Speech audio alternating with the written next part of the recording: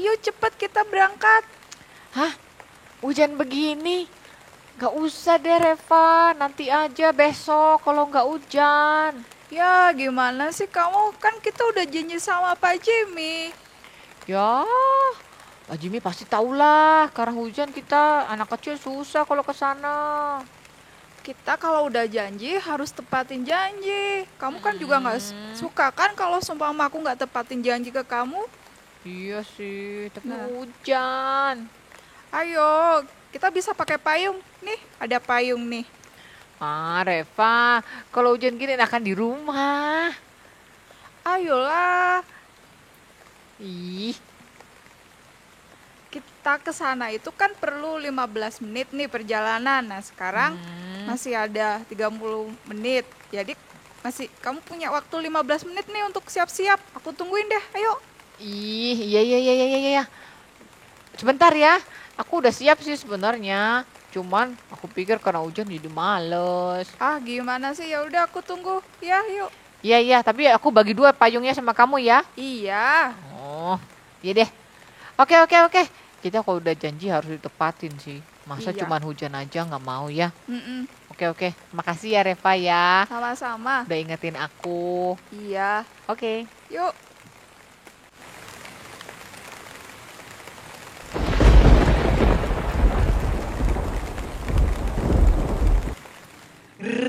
Dingin banget Reva. Aduh, Iya. basah semua kita. Iyalah, kan namanya juga hujan. Ih, Loh, kalian kenapa basah? iya Pak Jimmy. Halo Pak Jimmy.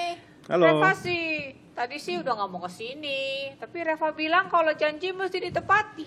Iya kan Iya Pak? dong. Iya, kita sudah janji mau datang. Biarpun badai tetap datang. Iya sih Pak. Jadi janjinya mau cerita apa lagi ya sekarang ya? Oh iya, tentang itu Pak, siapa namanya? John. John. Oh, John Wycliffe? Iya, betul Pak, benar. Oke, John Wycliffe. Nah, John Wycliffe ini orang yang sangat penting karena dia itu disebut sebagai bintang fajarnya reformasi. Hah? Bintang Fajar. Mm-mm. Apa itu Pak? Kayak bintang film? Tahu bintang fajar nggak? Enggak. Matahari? Bukan. Bintang fajar itu sebenarnya planet Venus. Tahu kan Oh, planet Venus? Tahu Pak. Nah, planet Venus itu bisa kelihatan bercahaya sebelum matahari terbit. Oh iya. Jadi sebelum matahari ada bintang, ya disebutnya bintang fajar, tapi sebenarnya planet Venus. Emang istimewanya apa Pak? Istimewanya sebelum yang terang sejati muncul, matahari, ada terang kecilnya dulu. Nah, reformasi itu dianggap sebagai terang besarnya, terang kecilnya ya John Wycliffe. Oh, kenapa bisa dibilang gitu Pak? Karena dia yang pertama bikin dobrakan untuk mengkritik pemerintahan gereja yang jahat. Dobrakannya apa aja Pak? Dia kritik pemerintahan gereja yang jahat itu dobrakannya. Oh, maksudnya dia melakukan apa gitu Pak? Yang Oh dia ya, kerjakan? pertama dia mulai curiga. Kenapa ya pemimpin gereja kok bisa bertindak sembarangan, lalu bisa melakukan apa yang diinginkan sesuka hati, lalu seluruh gereja sepertinya harus taat. Maka Wycliffe putuskan coba belajar Alkitab baik-baik dan ternyata dia sadar. Alkitab nggak pernah ajarkan gereja itu harus dipimpin oleh satu orang paus yang pimpin seluruh gereja. Wah, kalau gitu dia pasti dalam bahaya besar Pak waktu itu ya? Waktu itu nggak terlalu. Oh, nggak terlalu? Mm-mm. Oh, Mau tahu kenapa? iya, kenapa ya? Karena dulu Inggris dan Prancis lagi ribut. Wycliffe ini orang Inggris. Iya. Jadi Inggris dan Prancis lagi ribut, lalu biasanya paus adanya di Roma. Nah kali itu Prancis bujuk, ayo biar pusat gereja pindah aja ke satu kota namanya Avignon. Avignon. Avignon itu di Prancis. Oh, Akhirnya pausnya pindah ke Prancis, Inggrisnya marah-marah karena musuhan dengan Prancis. Ini gimana sih? Masa pemimpin gereja pindah ke musuh kami? Akhirnya Inggris jadi nggak terlalu suka sama paus. lalu? Gitu. Nah maka waktu Wycliffe kritik-kritik paus, Inggris malah bilang, sudah jangan dimarahin Wycliffe-nya. Karena memang Inggrisnya juga nggak terlalu suka, karena pausnya ada di Prancis. Oh, pas Nama ya. pausnya itu Paus Gregory. Bukan Gregory yang kapan hari ya Pak ya? Bukan, ini Gregory yang ke-12, ke-11. Oh, Udah banyak ya Mm-mm. kategorinya ya. Saking banyaknya, saya juga lupa. Oh, Nah, terus lalu terus. Wycliffe ini kuliah di tempat namanya Oxford di Inggris. Oxford. Kayak sering dengar, Pak. Oh, sering dengar? Kayak nama Iya. kamus gitu, kamus Iya. bahasa Inggris. Oh iya. Jangan-jangan saya lihat kamus bahasa Inggris, Pak. Kamu ke toko buku mainnya ke kamus ya? Hebat juga. Karena tulisannya gede Pak, Oh. kelihatan. Nah, jadi dia kuliah di Oxford, lalu dia mulai kritik semua kebijakan-kebijakan gereja dan juga pimpinan-pimpinan gereja. Dia merasa loh, kok pemimpin gereja ada yang suka korupsi, ada yang suka mabok, ada yang hidupnya nggak beres secara moral, maka dia jadi benci. Masa jadi pemimpin gereja hidupnya kayak begini? Nah, ini sebabnya dia mulai kritik. Jadi dia sangat nggak suka dipimpin oleh pemimpin gereja yang penuh dosa. Begitu. Oh gitu. Lalu dia menunjukkan keberatan atau protesnya lewat apa Pak waktu itu? Dia ngajar, dia khotbah, dan dia juga tulis buku meskipun waktu itu dia masih studi, masih kuliah. Nah, yang hebat, dia tulis buku yang judulnya itu Zaman Akhir Bagi Gereja. Zaman akhir bagi gereja. Waktu itu sedang ada sesuatu 7 tahun sebelum dia tulis buku itu ada yang namanya wabah hitam, Black Death. Sakit apa itu wabahnya? Itu penyakit bikin orang demam, lalu muncul bengkak-bengkak di kulit dan banyak yang mati. Beda sama corona ya Pak? Lain tapi sama-sama pandemi. Oh gitu. Wah. Nah, waktu itu pandeminya dari Italia terus menyebar. 1 tahun setelah Eropa kena, Inggris juga kena. Nah, kemudian orang-orang bilang, ini terjadi karena kita semua, rakyat sudah berdosa. Rakyat hidupnya nggak beres, makanya Tuhan hukum. Rakyat hidupnya penuh kejahatan, makanya Tuhan marah. Nah, itu yang orang-orang bilang. Tapi Wycliffe justru tulisnya lain di bukunya. Dia tulis apa, Pak? Dia tulis, Tuhan ini marah karena pemimpin gereja yang berdosa, bukan karena jemaat yang berdosa. Wah, Iya, berani ya. Berani Iya. sekali. Jadi pemimpin-pemimpin marahlah sama dia. Oh. Itu dimarahinnya gimana Pak? Mereka bilang, Wycliffe mesti diekskomunikasi, mesti dihukum, ajarannya mesti dilarang. Oh. Ekskomunikasi itu apa Pak Jimmy? Ekskomunikasi berarti diusir dari keanggotaan gereja, nggak boleh ikut perjamuan, nggak dianggap orang Kristen. Oh gitu. Wah, pasti itu hukumannya besar waktu itu ya. Iya, waktu itu seperti nggak boleh masuk surga jadinya. Wah. Terus dia terima dihukum gitu Pak? Wah, dia dijaga sih. Pemerintah Inggris bilang, enggak, jangan dihukum. Lalu Oxford juga bela dia. Dia nggak salah. Ayo coba tunjukkan salahnya di mana. Akhirnya dia aman. Oh, gitu. Terus ada apa lagi Pak yang dia buat waktu itu? Wah, ada banyak ya. Jadi bilang Morning Star of Reformation. Wah, Oh, keren mungkin nggak tuh? ada satu yang bikin Wycliffe susah sekali. apa, Nah, Pak? ini keadaan sangat susah karena dia mulai kritik perjamuan kudus. Hah? Maksudnya? Kenapa dikritik, Pak? Karena dulu perjamuan kudus itu berarti roti dan anggur. Kalian pernah lihat kan orang lakukan perjamuan kudus? Iya. Iya. Makan roti lalu minum anggur. Nah, roti ini adalah simbol tubuh Tuhan Yesus. Anggur adalah simbol darahnya. Dengan minum roti dan anggur kita percaya Yesus Kristus ada bersama dengan kita memimpin perjamuan itu, begitu kan? Ya. Nah, tapi pada waktu itu orang percaya bahwa roti itu benar-benar berubah jadi tubuhnya Kristus. Anggur benar-benar berubah jadi darahnya Kristus. Oh. Itu yang dia kritik ya, Pak?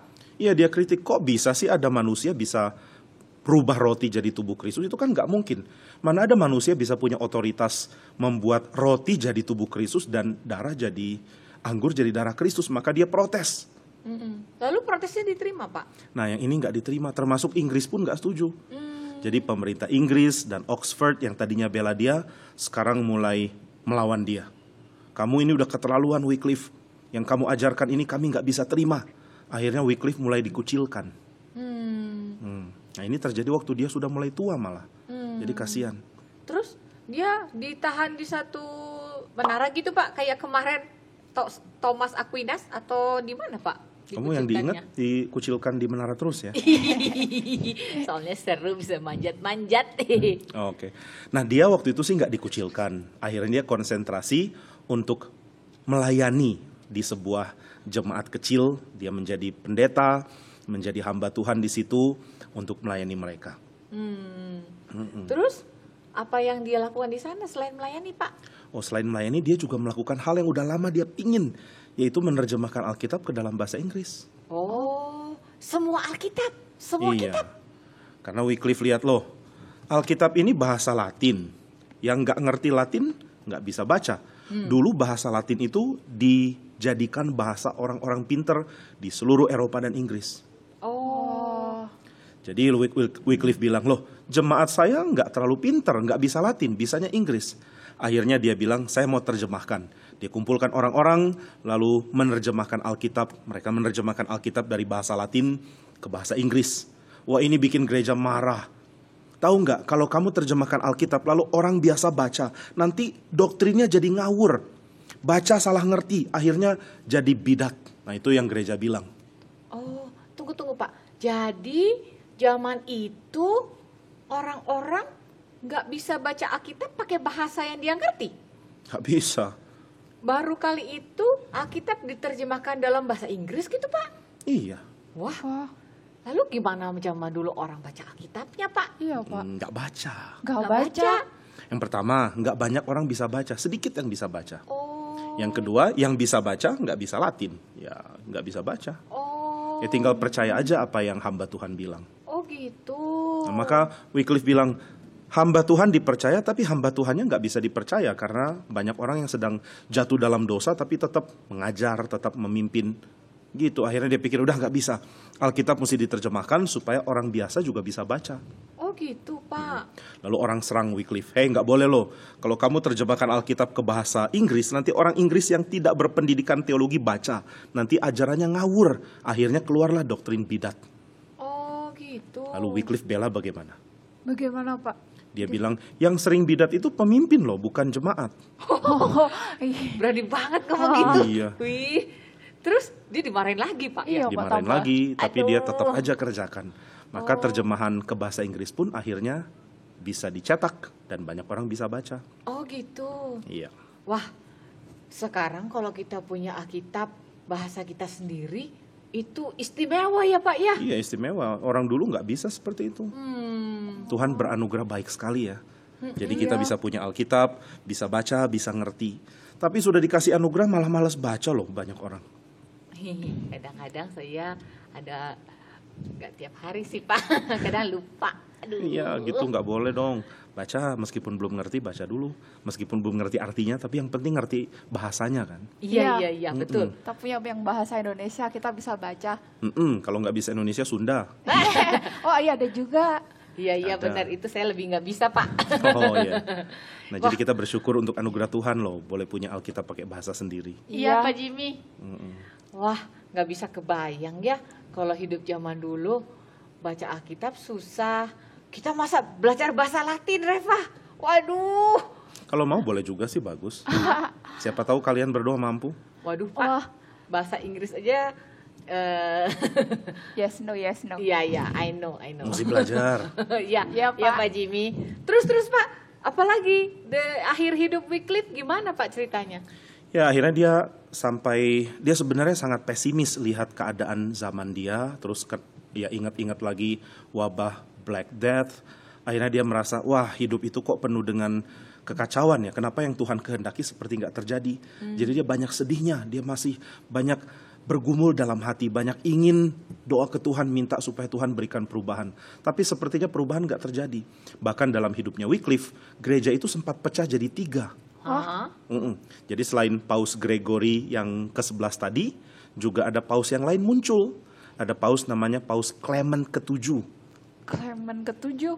Kemudian Paus Urban ke-6. Wah, banyak sekali. Bersamaan, ada 3 paus bersamaan karena mereka pecah.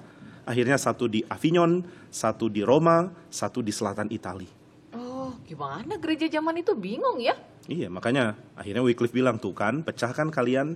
Karena memang nggak ada di Alkitab sih. Alkitab nggak perintahkan untuk ada pemerintahan gereja kayak begitu. Oh, berarti jasa Wycliffe yang besar adalah terjemahan Alkitab gitu, Pak? Ya. Baru dan dari juga- situ Dan mulai. juga dia mengajar bahwa gereja itu harus satu. Tapi gereja yang satu itu adalah gereja yang kudus dan am. Gereja yang tidak kelihatan. Kalau gereja yang kelihatan, ya nggak bisa dipimpin oleh satu orang. Karena satu-satunya pemimpin itu adalah Kristus. Iya. Lalu dia matinya kenapa, Pak? Mati karena tua. Oh. Tapi herannya, waktu dia sudah mati, ratusan tahun kemudian ada konsili yang memutuskan bahwa Wycliffe ajarannya bidat. Akhirnya kuburannya digali lagi, lalu tulang-tulangnya dibakar. Kenapa gitu, Pak? Karena dia katanya bidat. Kan udah mati ya? Ya, iya, makanya yang dihukum bukan Wycliffe-nya, itu yang hukum orang yang disuruh gali ya. Aneh ya. Mungkin saking bencinya ya sama Iya. tegurannya Wycliffe gitu, Pak ya. Mungkin. Jadi udah mati digali. Tapi yang pasti, yang bikin gereja marah adalah karena pengikutnya Wycliffe banyak. Oh gitu. Dan pengikutnya menyebar kemana-mana dan akhirnya nanti mempengaruhi di Bohemia, lalu mempengaruhi di Jerman. Akhirnya ada reformasi yang besar terjadi. Oh, jadi kayak ini ya Pak ya, menyebar gitu ya Pak ya. Mulai dari satu orang gitu Pak, lalu menyebar sampai kemana-mana. Iya, murid-muridnya ada banyak. Murid-muridnya ini disebut kaum Lollards. Lollards. Ada Lollards yang membela dengan mengajar, ada juga yang ganas, berperang, bahkan bunuh orang. Hah? Iya, itu udah nggak benar. Iya. Tapi yang bagus ya menyebarkan ajarannya kemana-mana. Akhirnya orang jadi percaya bahwa ternyata Alkitab itulah sumber kebenaran, bukan ajaran atau konsili yang dijadikan kebenaran paling tinggi. Begitu. Oh gitu. Makanya itu disebut apa tadi? Morning Star Iya. of Reformation. Oh, Iya. mulainya dari itu ya. Mm-mm. Kalau John Wycliffe tahun berapa ya Pak? John Wycliffe itu tahun 1340-an atau 1300 berapa dia lahir, saya agak lupa 700 tahun yang lalu. Iya. Wah, lama sekali. Wah, gitu ya. Terima kasih Pak Jimmy ya. Nanti balik lagi untuk lihat reformasinya. Nanti Wah, serius? diceritain tentang reformasi ini yang namanya bintang besarnya, mataharinya. Wah, baik Pak. Tokohnya siapa aja Pak? Ada Martin Luther, ada John Calvin. Oh iya. Oke Pak Jimmy. Iya, Pak. Terima kasih banyak. Kami pulang dulu ya. Iya Hati-hati Pak. di jalan. Iya. Ya. Hujannya udah berhenti? Sudah Atau- Pak. Kayaknya Sudah udah. ya. Jadi udah nggak usah syukurlah. basah-basahan lagi. Iya. Yuk, Tuhan berkati. Sama-sama Pak. Tuhan berkati. Hati-hati pulangnya. Iya Iya, Pak. Reva. Ya. Thank you ya. Iya. Tadi sudah paksa-paksa aku. Dan kita bersyukur ya kita bisa baca Alkitab dengan bahasa kita. Iya, kalau aku nggak dipaksa kamu, aku tadi cuma ngorok di rumah dan nggak tahu apa-apa. Hehe, Yuk, thank you kita ya. pulang ke Ayo. rumah.